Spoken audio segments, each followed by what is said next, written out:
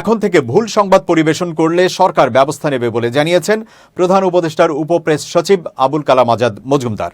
বুধবার দুপুরে রাজধানীর বেইলি রোডে অবস্থিত ফরেন সার্ভিস একাডেমিতে এক সংবাদ সম্মেলনে তিনি একথা জানান।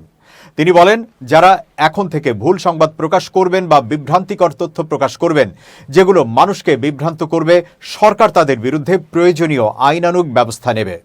আজাদ মজুমদার বলেন, মুক্তিযুদ্ধের খেতাব সংক্রান্ত খবরটি ভুয়া, মিথ্যা ও ভিত্তিহীন বানোয়াট। তিনি আরও বলেন, যেসব গণমাধ্যম ভুল সংবাদ প্রচার করেছেন, আমরা আশা করব তারা তাদের ভুল সংশোধন করবেন। যেখানে তারা ভুল সংবাদটি ছাপিয়েছেন, ঠিক একই জায়গায় তারা সংশোধনী ছেপে পাঠকদের কাছে দুঃখ প্রকাশ করবেন। বর্তমান অন্তর্বর্তীকালীন সরকার গণমাধ্যমের স্বাধীনতার ব্যাপারে খুব উদার উল্লেখ করে তিনি বলেন, আমরা সমালোচনাকে সব সময় স্বাগত জানাই, কিন্তু কাউকে এরকম কোনো লাইসেন্স দেওয়া হয়নি যে তিনি চাইলেই একটি ভুল সংবাদ প্রচার করবেন।